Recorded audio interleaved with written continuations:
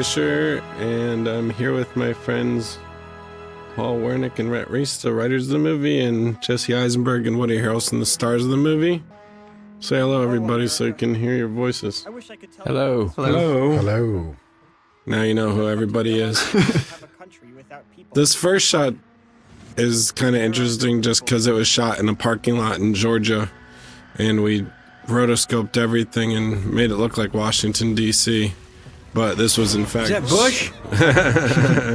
Oh, no. Shot in a parking lot in Georgia. Wow. Bush was shot in a parking lot in Georgia? Oh, I'm sure they're going to edit that one out. Yeah, really, I hope they do edit it. Paul Wernick. A lot of the graphics in this movie were done by a company called Logan, which is a great motion graphics company, and they did this globe as well as this rule that you're about to see, as well as all the other rules in the movie. Now, did you give them ideas on how you wanted those rules to be presented on screen, or they just took their own cue on it? No, they must have done about 100 different versions before we found the ones we liked. I mean, it really was a belabored process. I figured it'd be something like how many Jesse had to do of the narrations, which it ultimately paid off. Right. Which leads me to my second rule. All right. So, can I ask Red and Paul these rules? Like, were these the original 4 rules you had? Absolutely. From start to finish, yeah, they were the same rules. That's not true. It's not? No, Beware Bathrooms was Oh, that's late right. I entry forgot into the Beware of thing. Bathrooms. Yes, it used to be Ziploc bags. Yeah, we had this whole Ziploc bag runner, which there's a dangling participle in the 406 scene, but the but this was a last minute thing that we added in because we changed the order of the flashback, and we had this leftover Mike White piece, and we thought it'd be good to set up Columbus's fear of bathrooms, which we'll see later twice evident in the movie. I think this is my favorite sequence of these rules. Maybe it contains my favorite shot of the movie, this sequence. But it was incredible getting to put zombie contact lenses in 5-year-olds. Like, God bless Georgia for letting us put zombie contact lenses in 5-year-old girls and get them to act like zombies. But this shot coming up here is my favorite shot in the movie, I think. It's incredible. And it was achieved through a combination of a real car accident and a real woman being hoisted on a ratchet on green screen, and then composited with fake glass and fake Beanie Babies.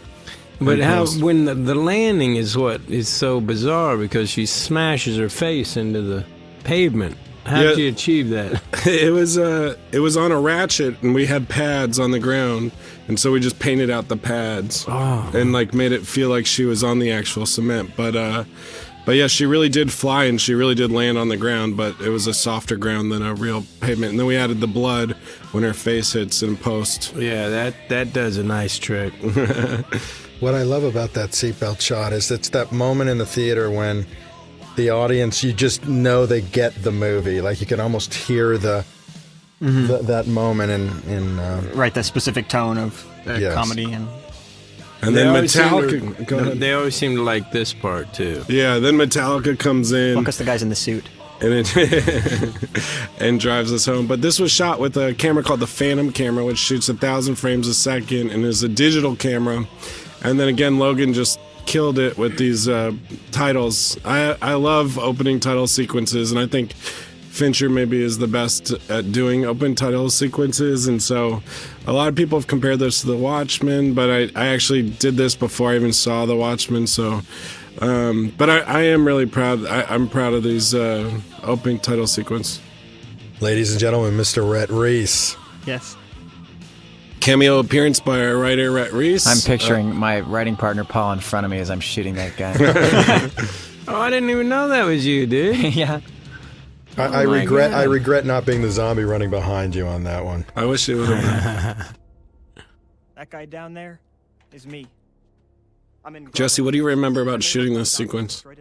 Well, it was a complicated camera move, and I knew it was like the opening of the character, so I was a little nervous of just how it's presented. And I remember thinking I did great, and then I remember watching it thinking I overacted in this particular shot right here. But you cut out just before I really overact. The face right out in the next frame was just absurd. It's Brechtian in its absurdity. And then this was one night, right? This was one night, this whole sequence. Yeah, it was actually 2 nights. It was one night on this side of the thing and a second night around the corner where you smashed into the thing. Yeah. Right. But you did a lot of running, and you were really fast. These zombies couldn't keep up with you. That darn toilet paper wouldn't stick to that zombie's shoe. He was supposed to run the whole way with the toilet paper trailing behind, but it just wouldn't stick. But don't you feel like that bit kind of got used up in the first few seconds? I'm glad it worked out the way it did. Yeah. Oh, sorry. Didn't mean to be impertinent, Rhett. Seems like you're... I'm hurt, Woody. I love that bell sorry. sound. I think that's the comedy bell sound, the official comedy bell sound on the Cardia. Yeah, what was the idea behind that? The bell? Yeah. I don't know. It's just funny. It's a funny sound, I think, no matter what. The Saab was actually Rhett's first car. Is that right, Rhett? That's what I think so. Really similar. That's a nice first car to have. I love that Chuck Mangione, that song that he's listening to in the car. that too. Yeah. It's just really soft and sweet. That was one of the few tracks that was in there from the very first cut that made it all the way to the end. But this guy, I gotta say, I'd never done very many stunts before working on this movie, and I have so much respect for these stunt people. When that guy flies through the window, it's actually a real person, and he really was going super fast and really flew head first through that window. It looks like a dummy, it's so fast, but he really did it. And he was a junior Olympic high diver. Yeah, it's Victor Paguia. And a lot of the stunt guys come from a diving background. These guys who do these high falls and stunts, they come from a diving background, which I never would have guessed. And if you go back and look closely, he actually slams his ankle into that top of that flower. Yeah, it's incredible.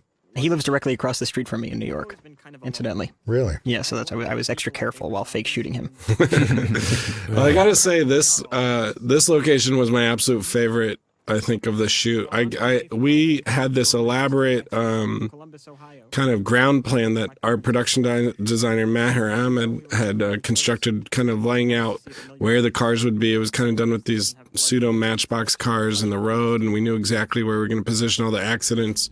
And you see these little, models, and then you show up on the actual day. And you see it real life, and it's breathtaking. It really was like one of the coolest experiences I've had. Just seeing it come to life, and the scale of it and everything was just extreme. And then actually Paul Linden, our visual effects supervisor, did a great job of augmenting it with the city in the background and the 747 that you'll see later. Isn't the cars? Didn't they hire extras to just bring their cars and park them, and then? That's right. Yeah, they filled their cars with stuff to make it look like they were escaping. So a lot of these cars, you'll notice in the traffic, have back seats full of everything, and that was part of the extras' job, was just to make it look like they were escaping a city. So do you think the extras are watching this and going, "Hey, that's my car"? I hope so. Awesome. I would be if that was me. Me too. There should be a separate commentary for the people who own the cars. A commentary? It bears mentioning, though, that those sunglasses, remember I wanted to wear them through the whole thing, and you didn't even want them on for this You had that first one scene. shot, yeah. Yeah, so then you never see them again. But I did like those sunglasses. I think it worked out for the best. Yeah. I told you, my argument was that if God gives you pearly blue eyes like that, you can't hide them from the world. You have to share them. Well, now that you brought God into it, I can't argue with that. What are you looking for? Nothing. I just I have this list. No one back there but my This scene, I think, was written a lot longer, and we really pared it down in post. And Jesse's, I think the two biggest laughs were actually improvs from Jesse. This one here with about knocking over your alcohol with your knife, and then also the whole tossing the drink out the window. With no disrespect to our writers who are here, but I think Jesse should be really proud about. Yeah, let's this give it improv. up for our writers for a minute. No, this was my audition scene. It was like probably a 3-page scene, and the same day I auditioned for this movie, I auditioned for what was considered like a prestigious drama, and my friend and I were going over my lines before both auditions. We both agreed that the script was so far superior in every way to the more like the drama that I also had auditioned for. And The drama was Hamlet. Yeah. And we didn't think the writer really captured his characters in Hamlet. It seemed like it just was a first draft. We all know Shakespeare's really De Vere. Sorry, go ahead. You're very nice, Jesse. It was just so clever. I mean, the whole movie, every line. I know you guys started. Oh, there's the 747. We had a pilot actually fly that in, and It was just Sully. like the cars. His name was Paul Linden. It was Sully. It's the guy who landed on the Hudson. Sully. That was his less successful venture. Oh, that's kind. What are we doing here? So Georgia was really generous with like shutting down highways and freeways and everything with us. And it was incredible to get full highways that we could shut down, as you saw in that last scene as well as in this one. It really sells the emptiness of the world and the desolation. And I just love the locations which add to the production value of the movie. I love the way those rules come in and just lighten the moment even a little more, Yeah, I'm proud of the fact that words get laughs. Yeah. Like it's funny. They're punchlines, like in that Limber Up, and then again we'll see with the later Limber Up. Right. They get laughs, just the words on the screen themselves.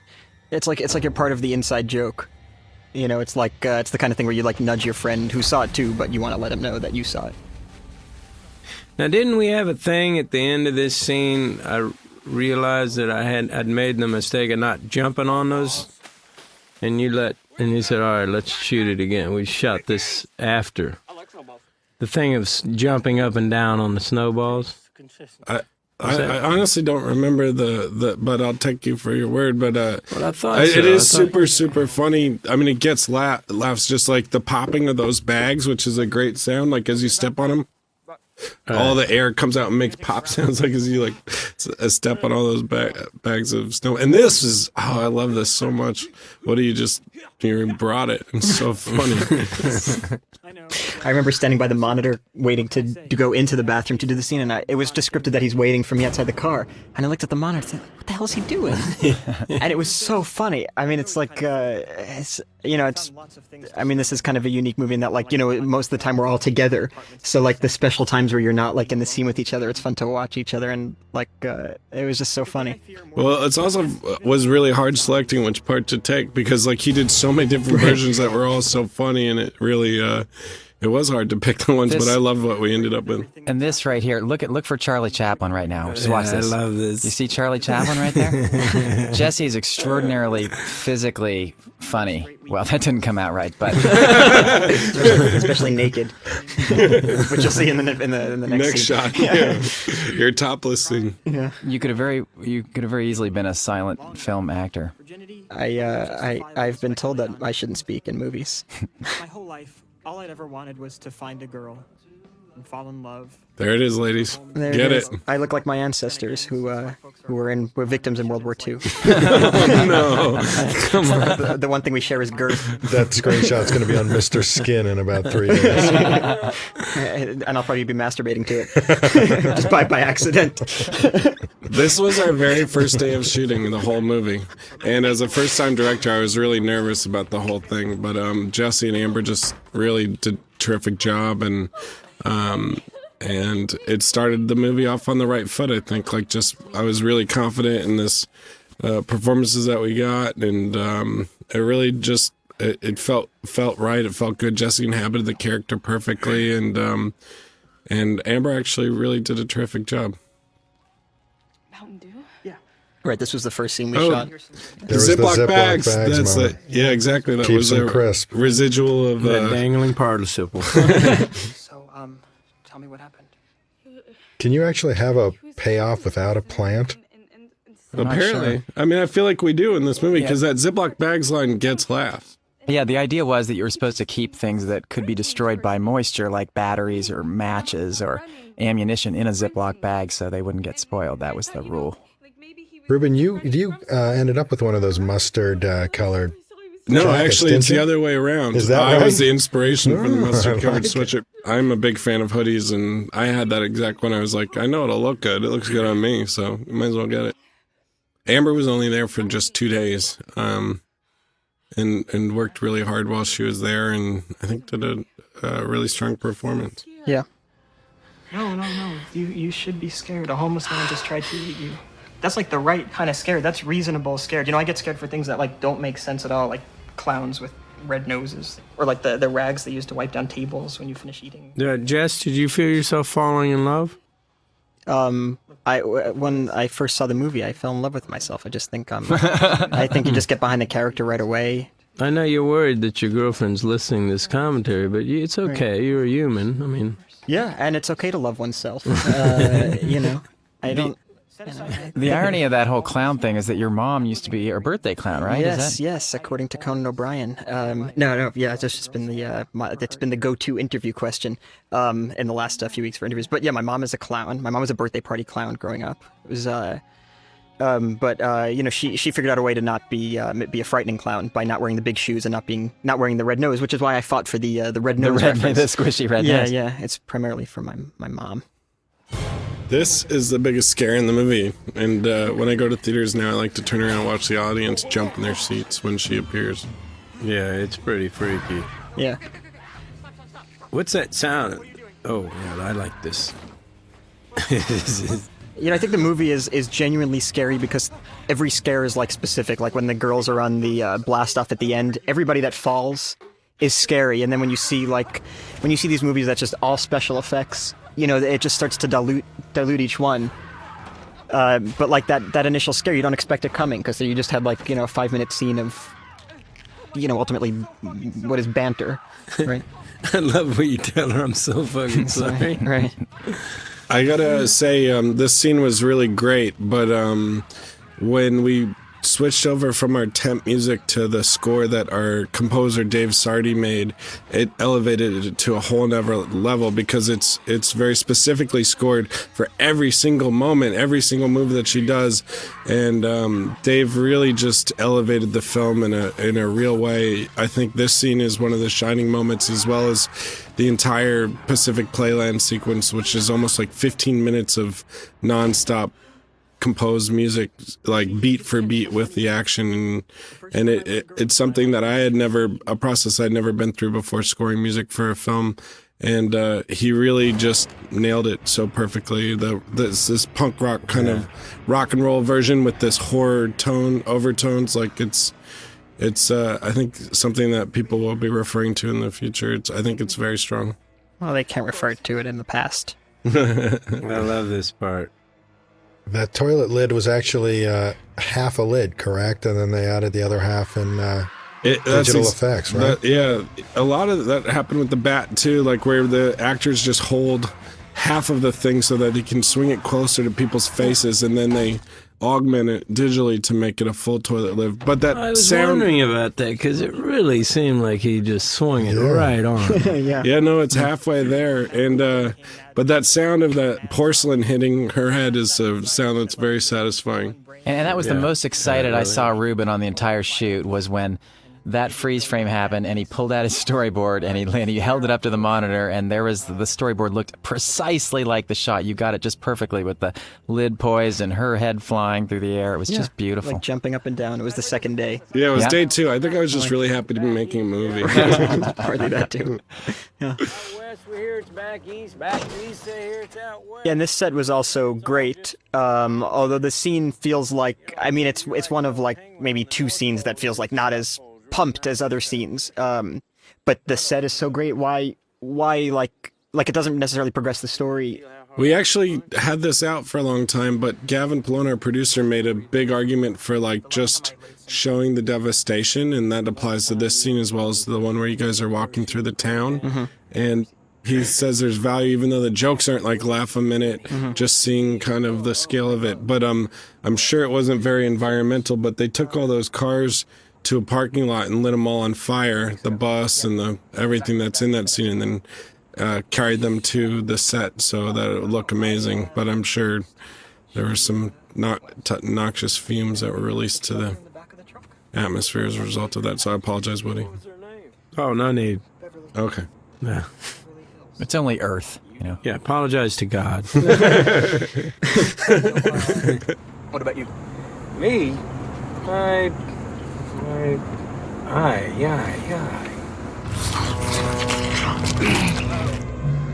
Oh my God. It makes you sick. It makes you sad. It makes you think if you can go back to the way things were right now, you'd be out in the backyard, trying to catch fireflies. And instead this. I mean, it makes you Hungry. I'm worried about you. Look, whatever you have waiting for you in Columbus, I promise you it ain't any prettier than our friend here enjoying her manwich.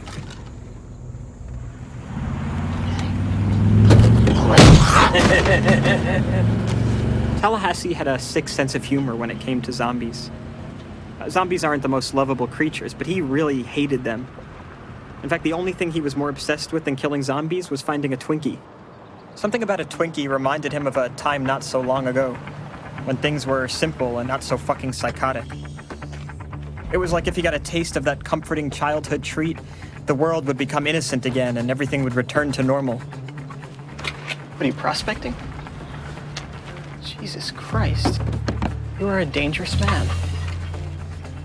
You're gonna risk our lives for a Twinkie? There's a box of Twinkies in that grocery store. Not just any box of Twinkies, the last box of Twinkies that anyone will enjoy in the whole universe. Believe it or not, Twinkies have an expiration date. Someday very soon, life's little Twinkie gauge is gonna go empty. Time to nut up or shut up. There's the tagline. I'm really glad Gavin, our producer, fought really hard to have that be the tagline. And I thought it was a little crass to have it, forced upon the public the way it's been. But I think it's really nice that it has become our slogan. I'm proud of it. I think it's good. Gavin would be here today, except he's playing poker. Woody played this banjo. Where at? Oh, sorry, go ahead. Woody played this banjo himself and really studied. I mean, it was one that sprung on him at the last minute, and he really studied last minute to learn that song so he could play it. And the notes in there are actually his notes from playing it live on set. Yeah, it seemed like I didn't even know we were doing that, or was it like a last minute idea to... Yeah, it was totally a last-minute idea, because originally it was scripted as a guitar, but we thought a banjo would be a more lethal weapon, and so then right. I think you actually came up with the idea of playing that song, but it was very much like, well, if I'm going to have a banjo, I have to play dueling banjos, but then you had to figure out how to play it in order to do it, and so yeah. it was a little stressful, but you as You're always, good. rose to the occasion and nailed it, and it gets a huge laugh when you play that, so it was, again, like a brilliant contribution on your part. Oh, well, thank you so much, Ruben. One thing I want to talk about just in this scene is like all the blood in this movie is, including that drip that was on those scissors there.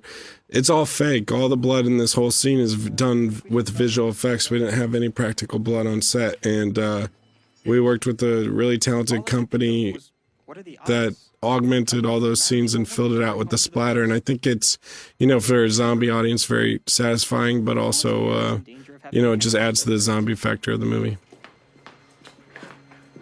Hey. I'll catch up.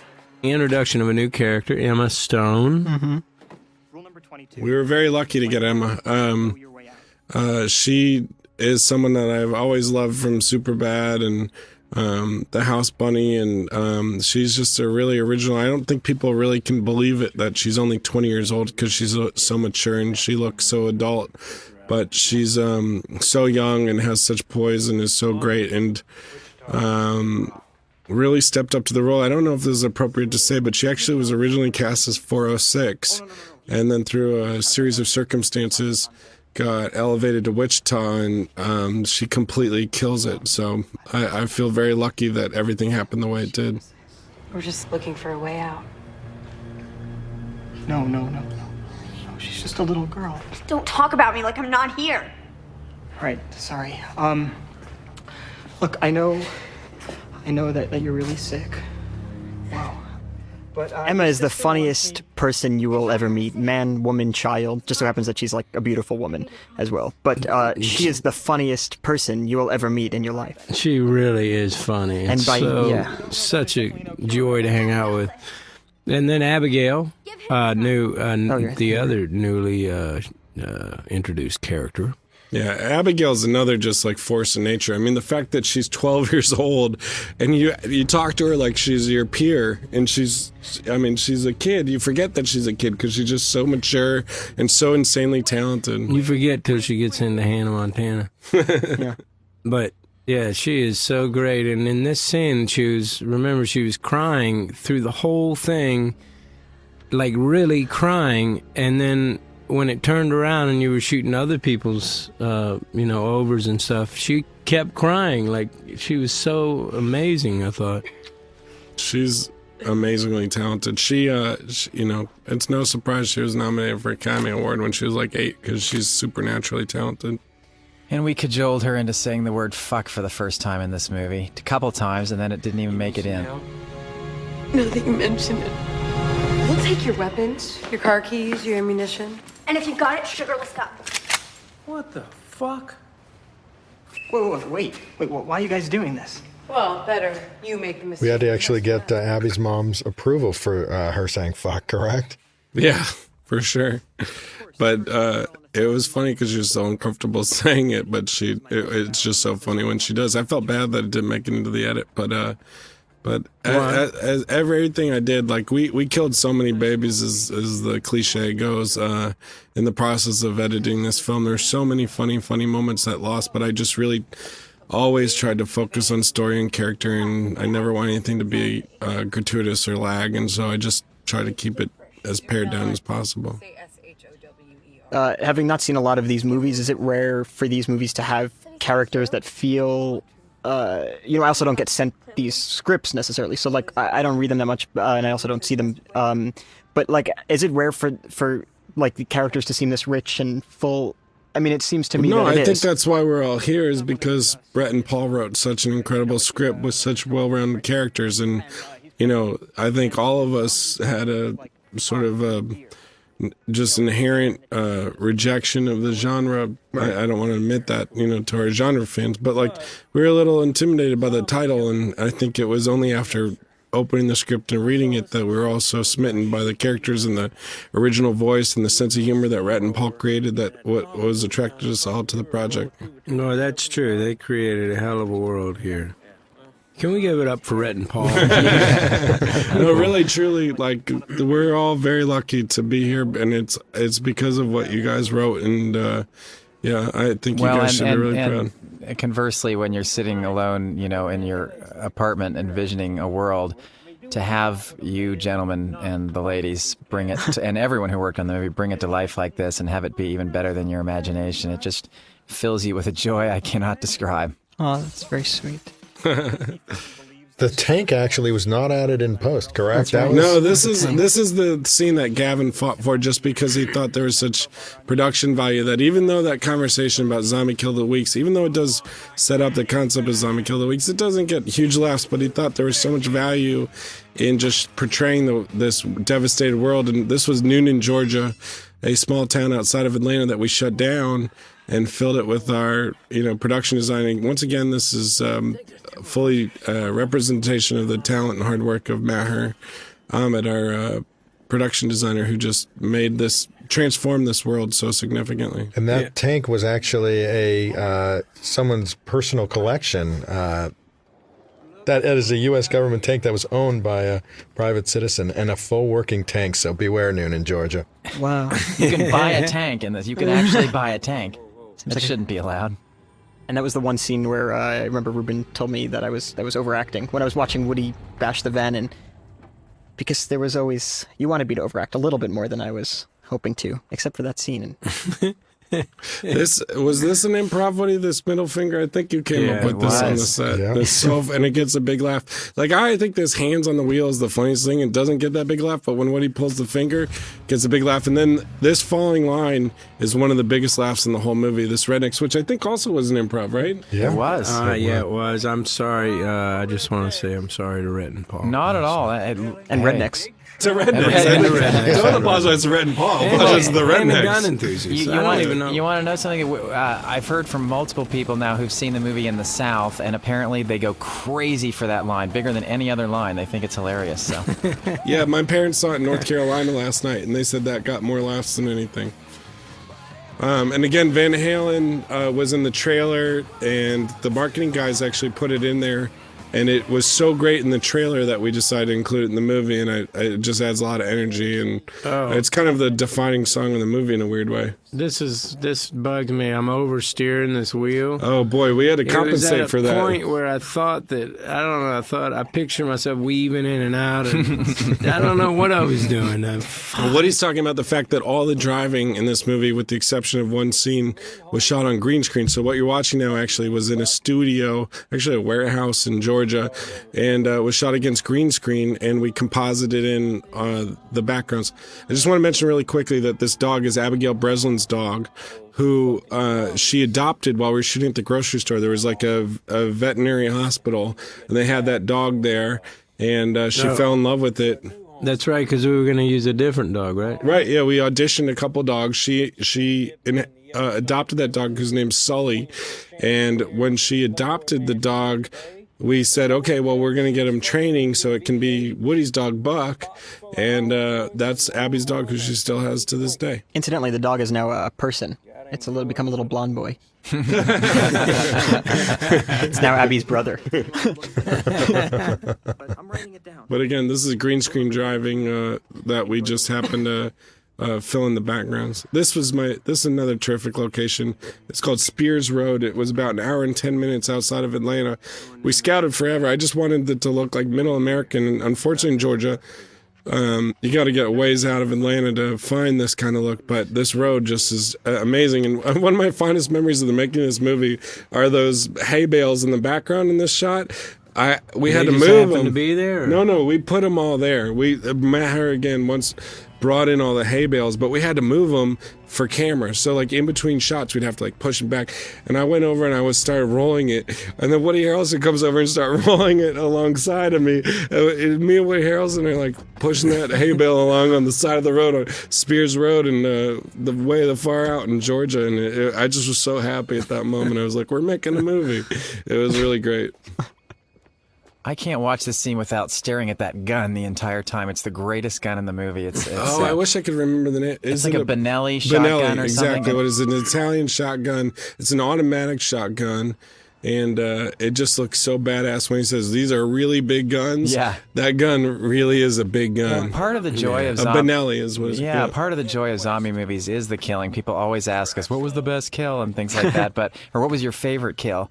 But I just am a big believer that part of the vicarious thrill of a zombie movie is this idea of committing acts of violence with big weaponry and without consequence. You know, it's as maybe embarrassing as that is to admit. I think there's a little bit of that in all of us, and so it's fun to see guys with big guns. I'm going to use a setup line, but hey, Woody, what was your favorite kill in this whole movie? I remember the one you actually cut it out. It was a beautiful moment. It was where Jesse Eisenberg killed one with kindness, and didn't make it into the final. Well, because I always thought of this movie as kind of an unrecognized romantic comedy. What was it, Woody? Yeah. Okay, this is good. Underappreciated romantic. Misunderstood. That's an Oliver Stone movie. That's what I always say about Natural Born Killers. So. Yeah. So again, this is shot on a stage, and I think this one you can actually tell it was shot on a stage. I'm not so pleased with the background. This flashback was one that was in and out and in and out. I really, actually to this day, kind of felt bad about including because I don't. This is my favorite shot actually. I love that reflection shot, which our Steadicam operator Neil, a camera operator, came up with. He's responsible for a lot of the great shots in the movie, as well as our DP Michael Bonvillian. But this scene I was so quick to pull out. I really just didn't want to include it. I felt it slowed things down. I don't think we need this backstory. We've already seen him con people, but audiences really want to know more about the characters, and I think that's what is great, is that we inform them. Like everybody, Woody, Jesse, and now the girls all have a little flashback to show who they were before the zombie apocalypse happened, and we get the sense that these girls were always up to no good. And despite my best efforts, we managed to keep this scene in the movie, and it seems to really help the heart and sell the girls as not just a bunch of damsels in distress, but these conniving women.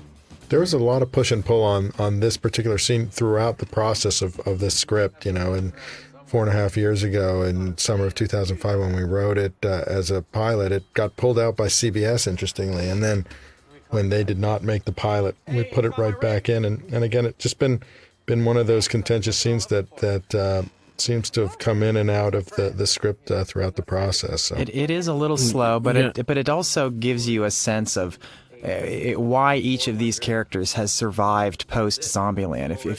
If you learn their traits pre Zombieland, you understand why they've then been able to survive post Zombieland. It helps explain that, I think. But in the original version of the script, this actually was in the page order of the script. We meet the girls for the first time in this flashback, and it was through post that we realized by introducing them with this flashback that it completely spoils when you meet them in the grocery store, because you're like, you already know they're up to no good, and people smell a rat as soon as they come on screen, and so we flip the order and we put the grocery store. When we very first meet them, they pull a con. You're like, oh my God, I didn't see that coming. And then this further informs, oh, these girls were always up to no good. And I think it works for the best that way. Every time I watch this movie, there's a line that I think was improvised that follows this, where when they pull their guns back, after they pull their guns back, Woody says, let me be the mature one. And then they both pull their guns back, and then Woody says, you be the fool. And every time I watch it, I hear that in my head because I loved it, but for whatever reason, it didn't register with the audience, so we pulled it. He's right there, he pulls his gun back, he said, you be the fool, and he pulls the gun back on Emma, and then they pull and there's an extended standoff, but we ended up losing I thought it. It was like, I said psych or something. No, he said, let me be the mature one, and then you both pull your guns back, and then you say, and you be the fool, and then you pull it back on her. And but yeah, it didn't make it to the final cut. But it wasn't funny, apparently. Yeah, apparently. Well. This is funny though when he makes this face. Well, first, huge laugh right here in my mind, and then also when he mocks Pacific Playland, 2 really huge laughs in this scene, and that's just Woody just having fun, I think, with the dialogue and making it his own. You know what? I may not shoot you, but you have still royal. This part right here, Pacific Playland. I'm not going to play with you at Pacific Playland. Yeah, big laugh. It's so fun watching this movie with an audience. I come from a music video and commercial background where everything that we do, you never get to watch with an audience because it just goes online or on TV or wherever it goes. And a true pleasure, which I recommend to anyone who directs movies, is to go sit down and watch their movie with an audience, and it's one of the most gratifying things in the world. It got a little weird. We went to the midnight showing Thursday night of its open, and Rhett, myself, and Ruben were sitting in the midnight screening in the theater watching people watch the movie, and we can just imagine what they're thinking as we're watching their faces watching the screen. Really creepy. Were there a lot of people? Yeah. That my family is gone, or the realization that I never really had much of a family to begin with. How do you balance like the sentimentality, especially this being maybe the height of sentimentality, and in addition to Woody's revelation later in the movie, like with the comedy having it come? I mean, when you watch it, it feels like great and consistent. But when we were shooting it, I was always like concerned, like, it's going to be melodramatic, and juxtaposed to the following scenes and preceding scenes. Yeah, Gavin was really worried about these particular scenes because he just thought that would bring the audience down. Here Columbus learns that his family is essentially dead. and it just works. You know, I don't know why it works, but it works. I think It's one of the things that makes you care about these characters. it keeps it real. And the movie, it demonstrates this amazing ability to shift on a dime. It can be really sad, and then 1 second later, a joke, and everybody's laughing. That Titanic line does that. Right. For some reason, the audience is able and willing to move through from laughter to sadness and back again in a very short period of time. There. You can take that truck. One of the things in post that we did a lot of work on was trying to really accentuate this relationship between Columbus and Wichita, and this is seen as an example of it, where like just through some extended looks and some back and forth cuts, we really built in something that maybe wasn't there when we shot it. And no, not as far as performance or Sitting writing. right I here. mean, just like no, but I mean, no, I'm not judging anybody, but I'm just saying like we really spent a lot of time just working on these meaningful looks and just trying to build the relationship so that when it came time at the end that you brush your hair over the hair, people would applaud in the theater. And it did take some like we found, and it's a credit to our editor Alan Baumgarten, who like really mined the material and found like these moments that are just Absolutely. looks, just simple looks to extend the relationship, because it wasn't always said on the page, but he really felt strongly about like building that connection, and I think it pays off really at the end. And one of the most gratifying things is when you do go to brush your hair at the end, that people applaud. Like Right. it makes me Yeah, so yeah. proud, because that means the movie works because they've invested in the characters, and I think it's a true credit to Alan and all of his hard work to find those moments, and we'll actually see one in just a little bit that I'll point out. But Oh, right, the laughing. But in the same way, Woody's and Abigail's relationship also develops in this, way. I mean, he teaches her to shoot, and then she uses the shooting at the end when she's well, in that the was most desperate scripted and situation. something always intended by Rhett and Paul. I mean, that's a real structured thing. But some of this relationship stuff in our early cuts wasn't as evident. People ask, why would she, with no disrespect to your charisma, Jesse, Sure. but people would say, why doesn't she just go for Woody? Well, she would have seen Adventureland, probably. Yeah, that's what it was. Hey, that was a nice question. So Zombie Kill the Week, why don't you guys talk Sequel. about how this was originally intended as a TV show, and the Zombie Kill the Week was a weekly feature on the television show? Yeah, well, it was originally a spec TV pilot that we sold to CBS, and they didn't make it, and it ended up becoming a movie later. But you still see some vestiges of the television show that it was intended to be, and one of those is the Zombie Kill of the Week, which was supposed to happen every week. And then I think the end of the movie also flows from the fact that it was a TV show, because it's very much a cliffhanger. People always say, hey, you could really do a sequel with this. It's kind of set up for a sequel. And that's because it was intended to be, the second in a series of 23 episodes. There'd be 23 sequels to this movie per year. Yes, let's hope. Remind me to write a thank you letter to CBS, by the way. You're right, because as we speak, Zombieland is the #1 movie in the country. In the country. Correct. In the world. Country. We are very self-satisfied people, I will say that. In the solar system. In the whole universe. Yeah. Right, I got a call from my girlfriend, which is, the country that secretly bombed Cambodia during Vietnam has made this movie its #1 movie. And we should all be really proud of it. She is so adorable. The country that invaded Guatemala and Nicaragua during the Reagan era has made this movie their #1 film. Yeah, we also saved the world from Hitler, though. Let's not forget that. Some people, appreciate Don't it. see it that way. And we actually resisted going in. This is another scene that was like on the bubble. For some reason, audiences they love the interaction between Jesse and Woody with the perfume and the spray, but this scene where they start smashing shit feels pretty gratuitous to some audiences. But what I intended when I asked Rhett and Paul to come up with something for this was just to have the joy of like doing something in a world where you can only in a post-apocalyptic world can you smash the shit out of a racist trading post. Right. And to me, this harkens back to my music video background because it really is just music and images and slow motion and trying to make as visual thing as possible. And this was all shot, this entire sequence, starting from the outside all the way in the inside, was shot all in one night. And it was, I think, our longest day of shooting. I think we shot for 17 hours doing all this, and it was stressful and hectic.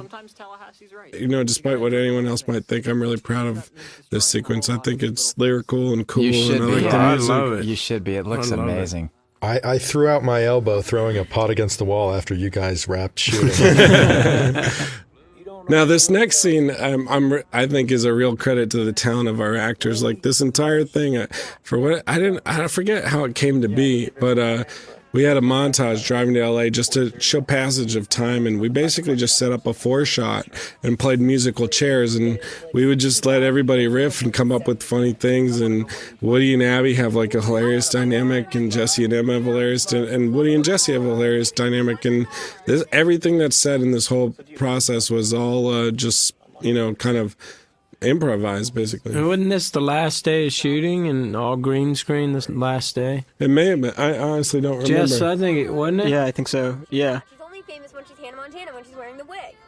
And Abby Breslin is obsessed with Hannah Montana in real life, and so she just started riffing on Hannah Montana, and your reaction to that, Woody, was priceless. And wasn't the Willie Nelson a response to the Hannah Yes, Montana? it was. And so, like, we started out with the Willie Nelson, but actually, that she talked about Hannah Montana, and then Woody started talking about things that she might not know about. We decided to stay together as far as specific playlists. And we only shot for one day in Los Angeles, California, and this is our day, and we'll see it in these series of shots. It's the 4th Street Bridge, which was for me a very exciting thing to shut down and cover with like abandoned cars and baby shoes and strollers and whatever else that like our production designer wanted to put along the post-apocalyptic world. But it was pretty neat to get to like have such an iconic shot as downtown Los Angeles and entering into it and shut it down. Then to shut down Hollywood Boulevard and Man's Chinese Theater, I mean, it was an absolute dream come true. And like it really felt like the scale of the movie was huge when you have something as iconic as the Chinese Theater with 2012, which was actually put in post, but like such a funny joke to me. And to just devastate Hollywood Boulevard was a cool thing. Charlie Chaplin's Zombie is one of the audience's favorites. It's this was a big day for me. That's Emma's favorite kill right there, by the way. Charlie Chaplin. Yeah. This was our last day of shooting. This whole Los Angeles thing was our last day of shooting with the cast. We all shot in Georgia, and then we flew back to LA and owed this one day that we shot, as you saw, on 4th Street Bridge, Hollywood Boulevard, and now on this is Beverly Drive in Beverly Hills.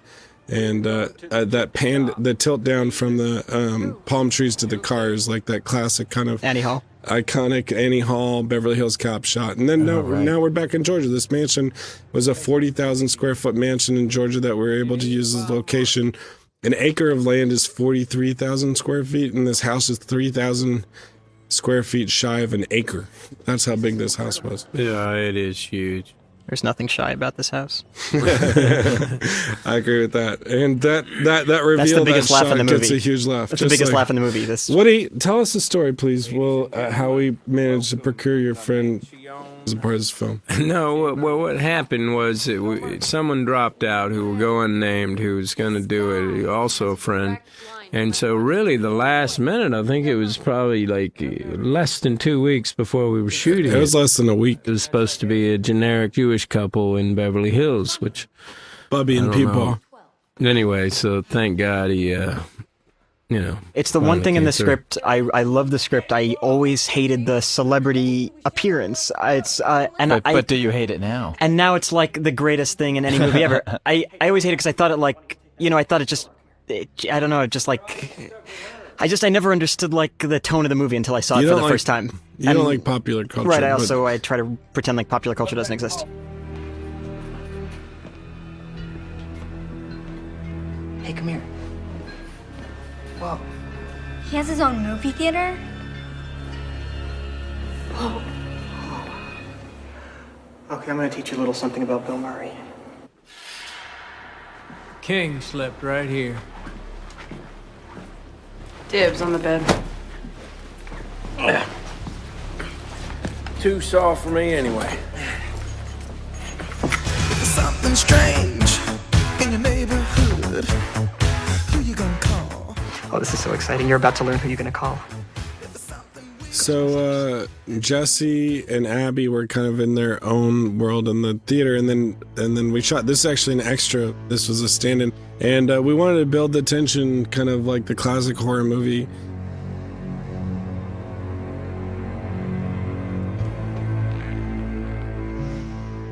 That's pretty catchy. Woody's actually dancing to Kenny Loggins' "It's All Right" from Caddyshack instead of the Ghostbusters song.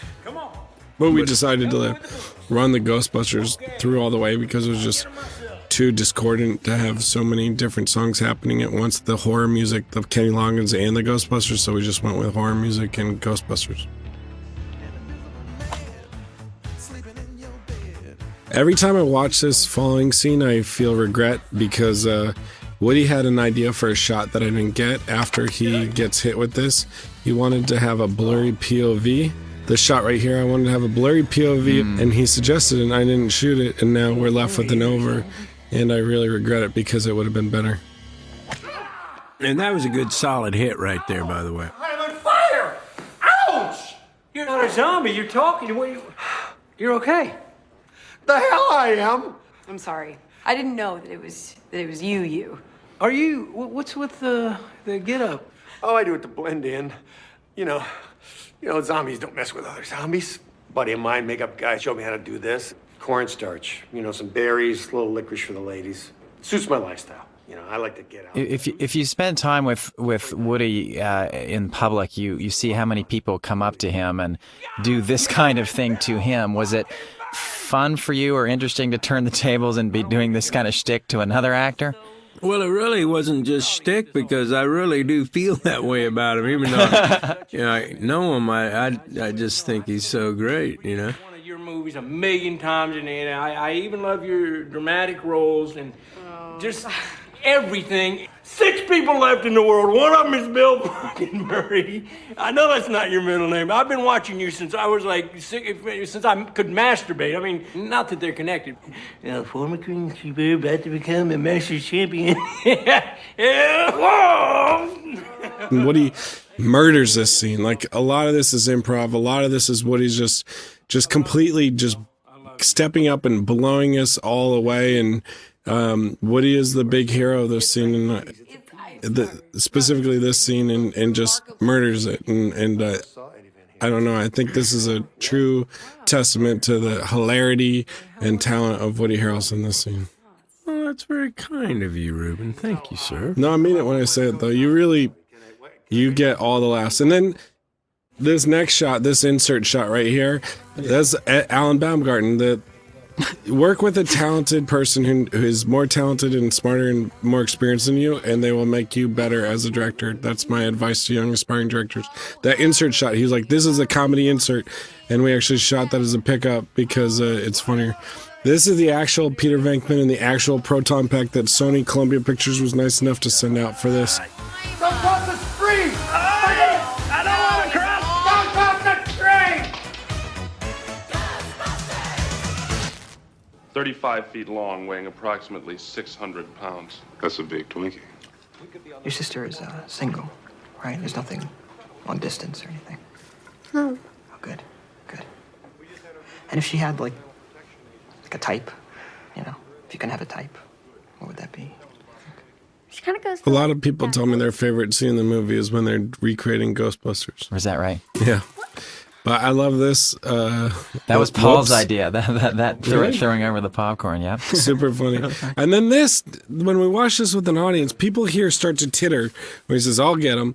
People start to titter because they know something's going to happen, but I can't tell if they know what's going to happen. I don't think they can tell he's going to get shot. I don't think so. They know something's about to happen. They don't know what. And then this.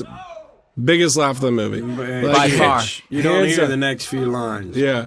I mean, I can't tell you how exhilarating it was to watch this with an audience for the first time because people just go bananas. They can't believe we did it. And I got to thank Rhett and Paul for coming up with such a brilliant idea. But this scene is just a delight to watch every time. Bill, I think now. Bill, Yeah? I don't think we're going to be able to Stitch this. That's still tender. You think you might pull through? No.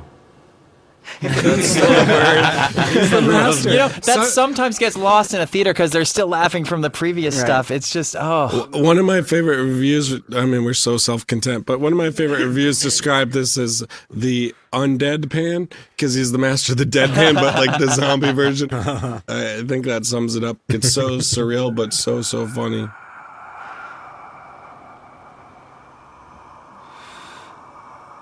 and the expressions on Woody's face and Jesse's face, the sheer horror of what's happened, it just really sells the comedy all the harder. But then also the intrigue here, like Woody, like looking to, like, really? Is Yeah, he is he still still dying? maybe? Like, it's so funny to me. That look to me kills me every time. And then Emma really buttons it like perfectly. Like her when she covers up her laugh here, when she goes straight, like murders. So funny. She's so great. And then this was a really funny kind of just the head bash into the door, and as Rhett and Paul said, like, body comedy's funny. Go with the body comedy. This was our Weekend at Bernie's moment here. A lot of people, again, we're so self-content, but like a lot of people say, why does Jesse have the double barrel all throughout the movie? I don't know. I just think it suits his character. He's not going to go with the most practical gun. It's just, I really, like, I actually fought our producer as to why Jesse has the double barrel, which you would want a weapon that holds more than 2 bullets, but I like that he only has a double barrel. Right, he sticks with what he's comfortable with. Yeah, and there was actually a line saying that it was his grandfather's. Right. But that didn't make it in the movie. This scene, again, Woody just really, I think actually you were so impressed by Abigail's ability to bring it with the tears that you felt you had to step up. Like, I really... She did raise the bar, I gotta say. She raised the bar, and Woody in this scene just... And it's funny to me watching it. Again, we keep talking about the audience, but watching this with the audience is really interesting, because at first, when it's suggested the fact that he would have a laugh gets a laugh, because people think it's incongruous that his dog would laugh, and they're like, oh, that's funny, the dog would laugh. And then all the way through the flashback up, like as he carries I'm a little ahead of the picture right now, but like as he carries the pancake that's shaped in the shape of an animal, which my father used to make me when I was a young boy, that gets a laugh all the way until you actually see the child. People can't believe that we're going there with this emotional depth of this character in such a broad comedy. But like, what I love about this movie is that we're not afraid to have a grown man cry, and we're not afraid to show Woody really being torn up by the fact that his son was killed by zombies, and it harkens back to Mad Max and various other like post-apocalyptic movies. And I think that's what makes this movie special, is that it has like such a breadth of feeling. And boy, did you shoot the crap out of these 2 scenes. I mean, they're just beautiful to look at. And that wallet, Woody, that you made with your daughter, right? Made that, right? Yeah, Zoe made that wallet. But I just wanted to say, I really like the fact that you guys went for this emotional depth in what could have been, just more of a superficial comedy. I think it really adds so much to, people's embracing of the characters, Yeah. I mean, that's primarily as an actor, like, why I would want to do a movie like, I mean, having said that, I had auditioned several times for it, but I mean, like, this is like, this is what makes it desirable for actors, not just because they're, I mean, and that doesn't mean that you just put them in, indiscriminately, but that there's actually so much thought behind it, and it comes out in scenes like that. And this scene is really about, him starting to come to grips with the loss of his son and forming a father figure relationship with Abby. Mm-hmm. Oh, right. I never realized on the heels of this scene prior to it.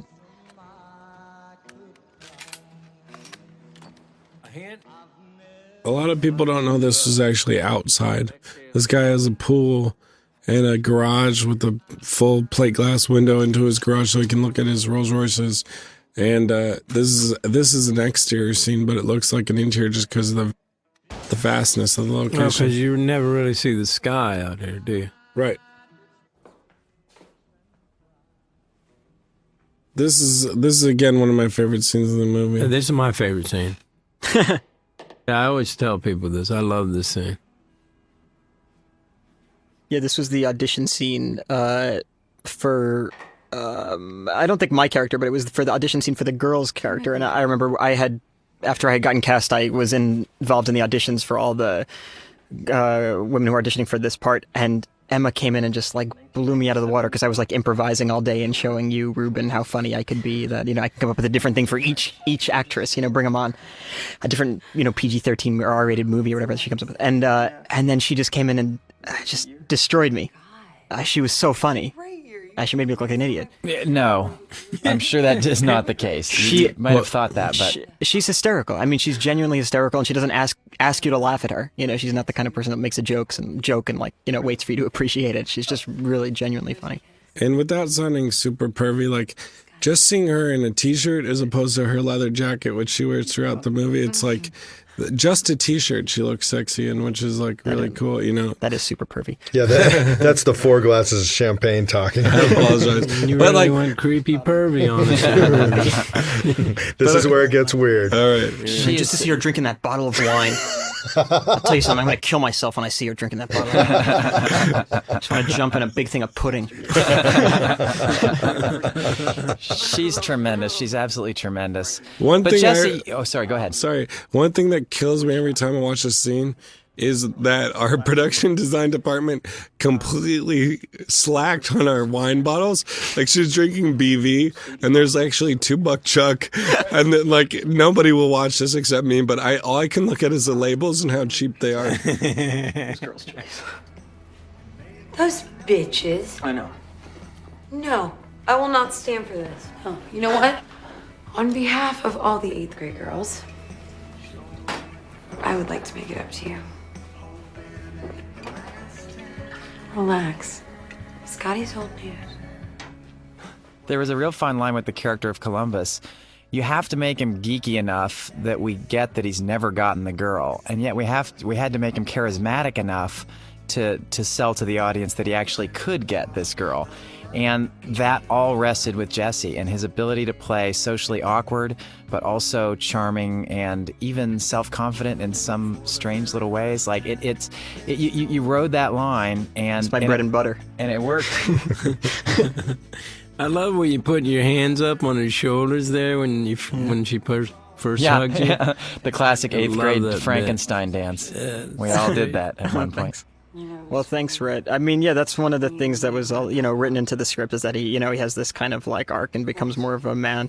But I was always considering like you want to like this guy in a way that's not just sympathetic. Right. People are just so pulling for you guys to get together here, and one of I think my favorite Jessie moment, here you're realizing she just said, I could hit that. And then you're like just gonna kiss each other. The look on your face here. He's about to vomit on her. That's what it looks like. I love this. It's pure terror. So funny. It's funny to me that the little help doesn't get any laughs, but the making a fort kills. Yeah, inevitably. Yeah. That's probably for the best, right? And we had a really funny take where Woody like stuck his head back in, which was so funny. Columbus, but my sister and I are gonna do whatever it takes to survive. So.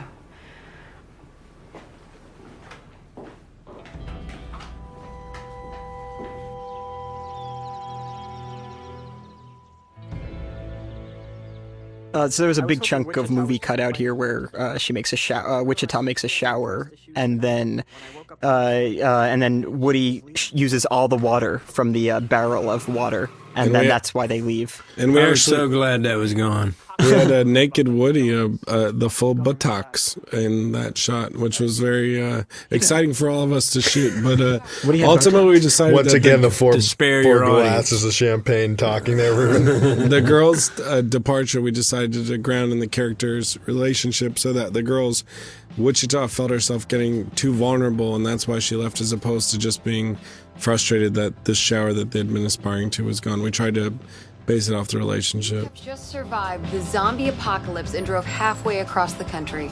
Where are you gonna go? I'm going to Pacific Playland! Woo!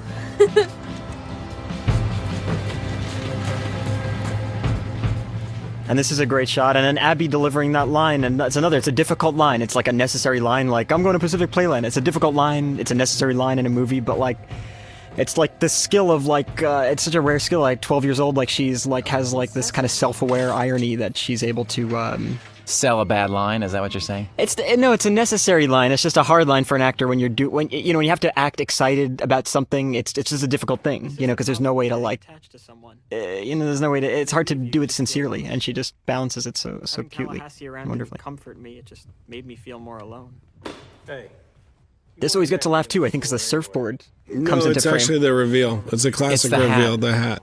No, before it cuts out, people are laughing. Or maybe it's just... Well, there was another take where you were carrying a little green ghost from Ghostbusters that was really funny, too. Mexico.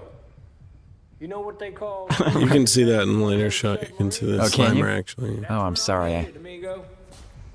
Whatever.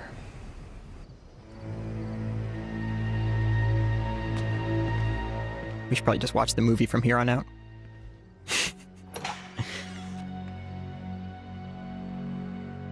We shot this in Valdosta, Georgia. It's about 4 hours south of Atlanta. This specific set, we actually built this. They didn't have an actual control box for all the different parts. Yeah, Wait, they really didn't have a fake movie control box? Yeah, and where they managed to get a big handle? get the lights on. I was so I love this shot with the roller coaster moving in the background and this whole I think spinning around you her. You teared up when you shot this, didn't you? I was really Rhett teared up. Rhett teared up watching this because it really was like the storyboards exactly. The look on Abby's face is so just angelic and it's incredible. Well, a lot of this movie is about pining for the past and for innocence in a time when the world's been destroyed, and seeing her face, looking at that amusement park, really captures that. Just as Woody's face as he eats the Twinkie captures that. That's one of the big themes of the movie.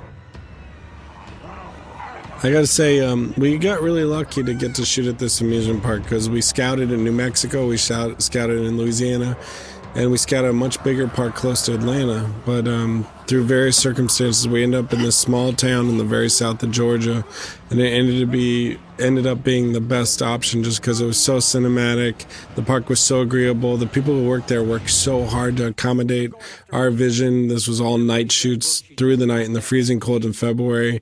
And we had hundreds of extras acting like zombies, and everybody just really, stepped up, and I'm very thankful for the hard work of the people in Georgia to help us realize this vision. This was the first time we shot zombies, correct, in the movie? Yeah, this was like day it's also 3 or the 4. beginning of beginning of the shooting. Oh, and people always ask at these question and answer sessions that Woody and I have done about the number 3, which is in the script it says in memory of the late great Dale Earnhardt Jr. This is number 3 on Woody's car. Dale Earnhardt Sr. Yes. Oh, sorry, Senior. Oh, right, sorry. Why put something in a script that's not like? I mean, I like it. It's such a cute detail, and I may have gotten it knowing a little bit about NASCAR. But why? What was the initial inspiration for that, and why did you put it in if it was never explained? Well, I just loved Dale Earnhardt, and I thought that Tallahassee would love Dale Earnhardt. I mean, Dale Earnhardt was the Intimidator. That was what he was like, and he was a badass in it. And he was from the South, and I just felt like all of those things would have made Tallahassee a fan. Also, Tallahassee's age, that would Dale Earnhardt would have been in his wheelhouse. But if it's not explained, like what? I think it's rule number 32, enjoy the little things. We love to just find those little details that aren't necessarily explained in over exposition, and just people who get it and enjoy it. So she got a lot of shells in that shotgun. I just want to say that. That'll do, pig. That's the worst goodbye I've ever heard. And you stole it from a movie. This is my worst line reading in the movie. But I had an idea for it, and it didn't come across. What was the idea? I can't remember now. I just remember thinking, this is the exact way that the line needs to be read. And every time I watch the movie, I'm like, why the character suddenly turns like, I don't know. It's wrong. To what extent do you plan on thinking, this is so funny? 2 takes for this motorcycle My agent crash. and I always go through each line. 2 takes. My lawyer. The second one was this one, and after he did it, the stunt guy, we were just like, it's done. It was so perfect. You can't get a better accidental crash than that. No, that wasn't Jesse? I hate to give No, away I- movie secrets, but I yeah, did it once, but I actually made it out the driveway. It's funny in the commercial for this movie, which is ubiquitous now. Like there's like a character screaming in a high pitched voice over that shot of falling on the thing. Is that right? It's so humiliating. It's embarrassing. I think I lost a job because of that commercial.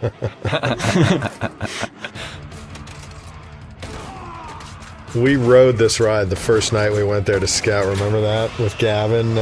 You were like a little girl, man, Paul. See, like can't deal with that rides. noise that they put in over Jesse crashing the That's motorcycle, mine. you were making that noise. When I see that shot of the thing go up there, I actually can feel in my stomach what I felt on that on that ride. This is semi-interesting, not terribly interesting, but what was originally scripted was a ride that went very slowly to the top and then dropped free fall to the bottom, and we had to make adjustments because this ride rocketed to the top and then slowly went down, and so we had to make adjustments to the script to accommodate that.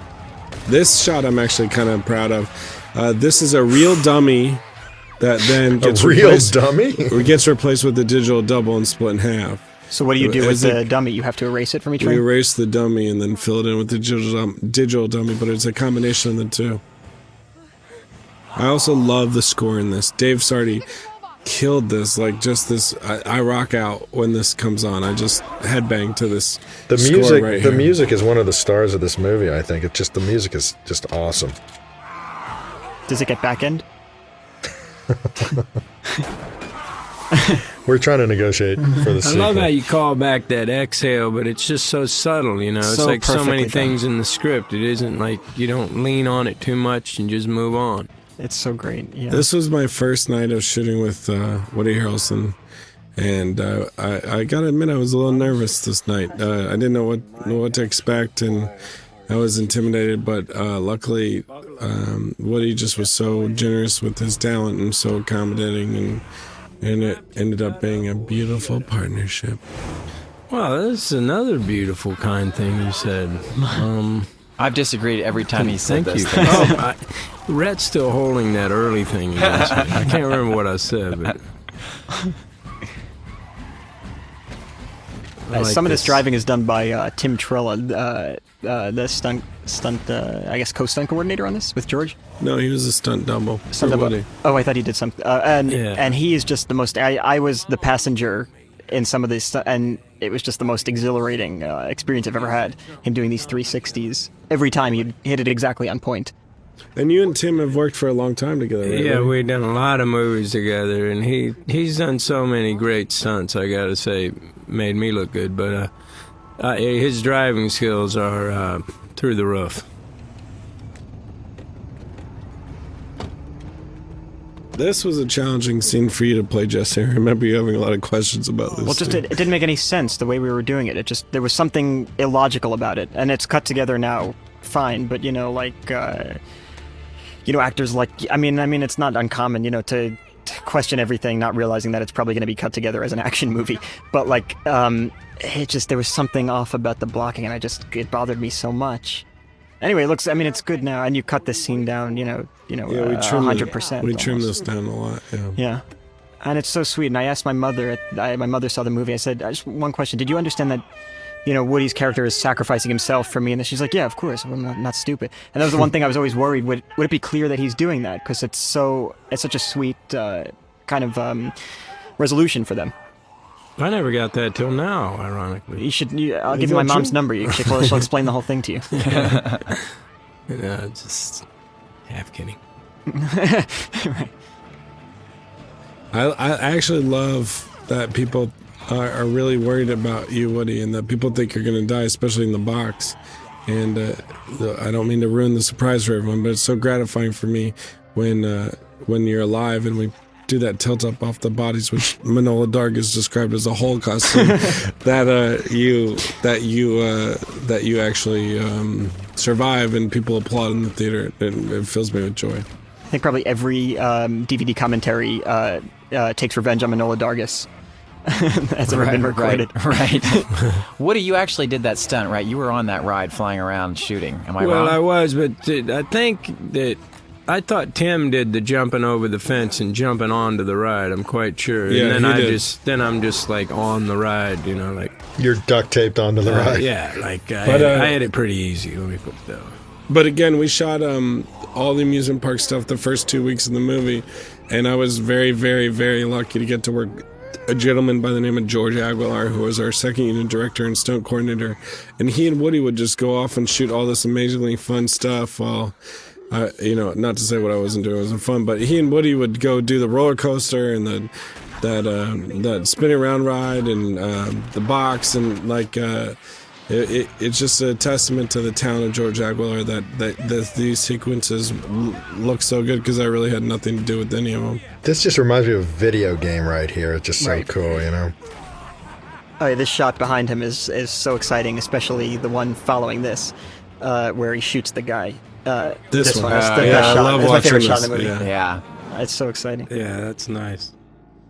This haunted house was not on location at the amusement park. This was actually up near Atlanta. It was a real haunted house, and this was one of the hardest scenes to cut. And I don't want to admit this, but one of my greatest regrets of this movie was that I didn't do a better job shooting the horror of this haunted house. Well, we can let go of our regrets today, can't we, people? It's the #1 movie in the country. All right. We're so self-content. Yeah, it's a big country. #1 topic on Twitter. All right.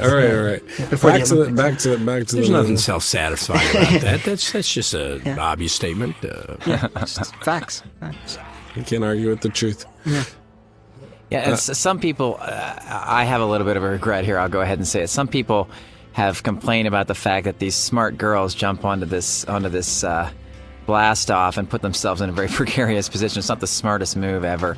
And I do feel a little stupid that we didn't motivate that better.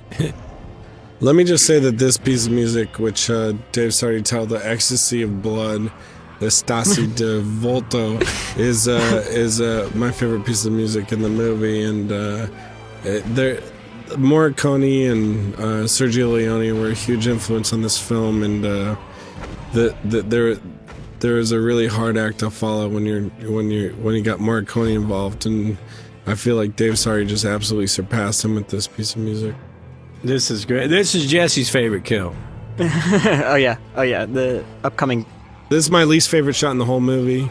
That slow-mo shot, which was done at 24 frames and slowed down to make it look slow. It's like a weird John Woo, Quentin Tarantino slow-mo, which I'm not. And here's proud my of. favorite shot. My favorite shot right here. Jesse going over the fence. Right, but the following. It's such a heroic thing. I love it, man. It's just. It's the nerd becomes a hero. It's so creative. And this guy actually got hit here, right? Yeah, he got stitches as a result of Emma batting him in the chin with the butt of her gun. Wow. And this is the Manola Dargis shot, and then this is people cheer when they see that he managed to survive this whole onslaught. I remember trying to get that spinning of the guns last second like that. Oh boy, that was tough. And I was so pissed at myself not being able to get it. Took some time. But you did get it. Finally, yeah, did. This line, this look at this fucking clown, was suggested by our sound supervisor, Kami Asghar, who just came up with it on the spot, and we all laughed. It ended up making its way into the movie.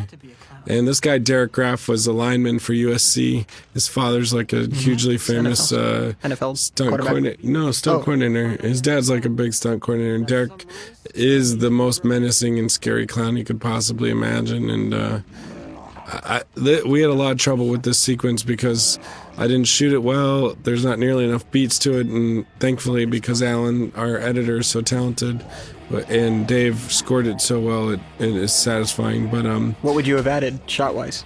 Just extended the fight a little bit more. It's a little too easy how you knock him down and then smash his head. Oh, yeah. But that's a happy accident. That was like a real blood bag that Jesse smashed, and it just happened to hit the lens. And that expression that he has through the blood is, I mean, you couldn't ask for more in a zombie movie, but it was completely unintentional and a happy accident.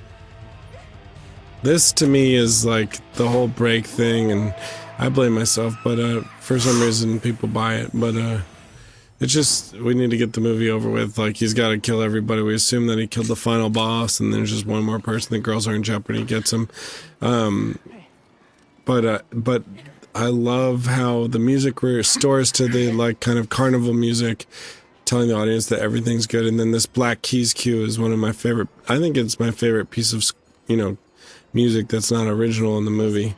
And then the thing I'm proudest of in the entire movie is that audiences seem to really appreciate when he brushes her hair behind her ear, because it's something we established early on. They love it. And it's a sign that they invest in the characters, and that this is our DP's favorite shot, the 150 millimeter lens on Emma with those eyes. It's a really flattering shot. She looks gorgeous, and it's Michael Bonvillion's favorite shot in the movie. That shot right there. I think for other reasons besides the 150 millimeter lens. I can't think of the other reasons. This is a little awkward. It's a little staged. Yeah, I don't like who's that. he talking? I wish I'd Who's just been standing there. Who's he talking to? What's he walking forward for? We But could have it's cut a that movie. one out. No, but we actually couldn't. We tried to. You can't, because you need some commentary and some separation on it. But it is, in retrospect, a very staged presentational shot that wouldn't be in the reality of the film. When I was a virginal young man, I many years ago, when I was a virgin, I wanted to brush a girl's hair over her ears so badly. And when I finally did, it was such a moment of tiny little courage, and it really meant a lot to me. And I get so choked up every time I see you do that, Jesse. It just it's very personal. It's personal awesome. for me. I didn't write this, but when I read that, I was like, yes, that's exactly the thing everybody wants to do.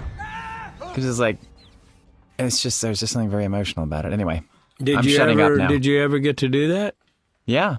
He's still waiting for that day. It was a hooker. The only woman who would sleep with me. For Twinkies. money. This is a really satisfying moment in the film, I think, for audiences and ourselves alike. Like, just getting to see Woody have the frustration of finally getting the Twinkies and have them destroyed by Columbus's errant shots. And that buckshot line was a Jesse improv that's really funny. And then we come out and the girls are taking off, and I think this voiceover is very heartfelt and sums it all up. It's very satisfying. These are also very beautiful shots on long lenses to make the background lights look all blurred out and pretty. And So where does Abby get the Twinkie from? she actually went into the snack shack previous to your guys' arrival in anticipation of meeting up with you guys again, and saved it, and perhaps she might run across the house in the future.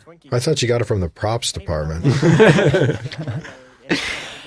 Woody, you had us in hysterics. These facial expressions here, eating the Twinkie. I mean, we were at the monitors just crying. We were laughing so hard. Pure elation. The greatest thing that's ever happened to him. think. You might as well be a zombie. Thank you so much. I remember this starting to go, and Yeah. then milk that a little bit. So until next time, remember, cardio, seatbelts, and this. And Ruben, you staged this final shot so beautifully. It almost seems fake, and it's not at all fake, right? It's entirely real. Entirely. Ohio from Zombieland. But do you guys remember when they drove off down the car, and then the actress came back, and Abby was like in tears. And I was like, what happened? What happened? She said she was scared of the zombie. The zombie came up to the car and tried to play a joke and scare her. And I was like, oh my God, I'm so sorry. I can't believe he did that to you. And then they were like, joke's on you. You felt bad for the little girl. But really, she wasn't that scared. And I felt like a dummy. But Abby is really one of the funniest people I think I've ever met. She's amazingly funny.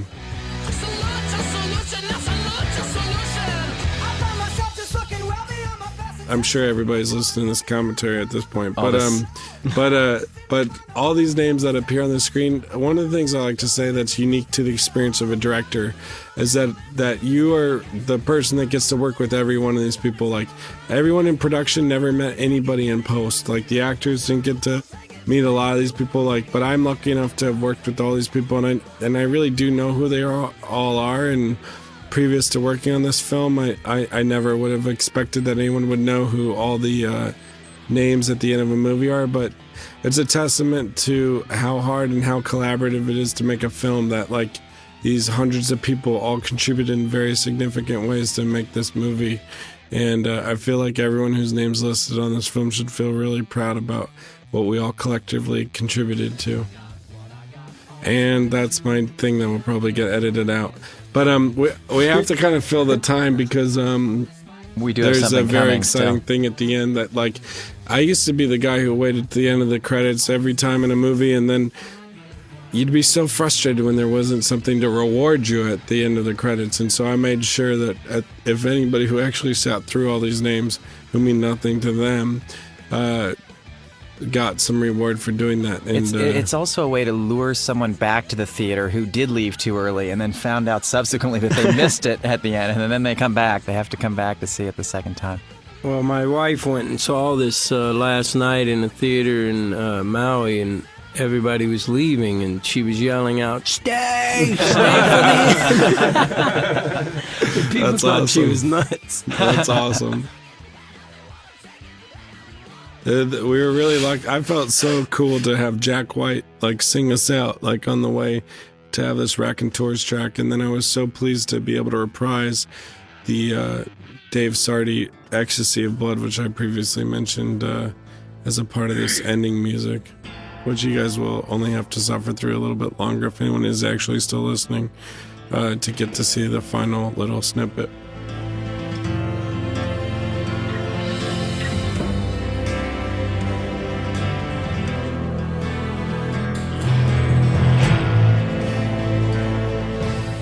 All these great songs. Phenomenal job selecting these. I'm proud of the soundtrack, I will say that. I know I've said I'm proud a lot tonight, but actually I'm pretty proud of the soundtrack. I think it's cool, it's diverse, and there's some really just terrific bands on this soundtrack, but which will never be released as a soundtrack, but that when you watch the film, hopefully you will enjoy.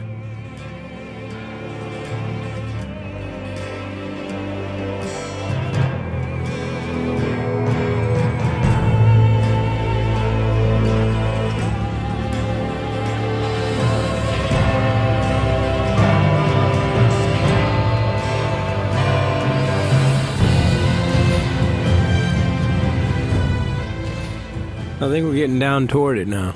This last little scene. Is there anything you want to say about it? We fought really hard about whether or not this should be included in the body of the film, because there was a really funny moment after he dies where he comes back to life, where Woody's kind of saying his eulogy, and it actually was in the body of the film. I thought it was just a little bit too surreal and took people out of the film, and I felt like it was gratuitous. It was an outtake. I didn't feel right including it, but I think it works really well as a coda on the film. I'm going to time that perfectly to the music so that it all ends right as he appears on film. In the words of the immortal Jean-Paul Sartre. This is truly an outtake. I couldn't get it. Need more, how do you do it? How do you do it? Give me a little hint. In the words of the immortal philosopher Jean-Paul Sartre, au revoir, good friend. Okay. And God Thanks bless all. God bless Gavin Plone for having you, the Gavin. name of his company Thank you, be Sony. Pariah. Thank you, Sony.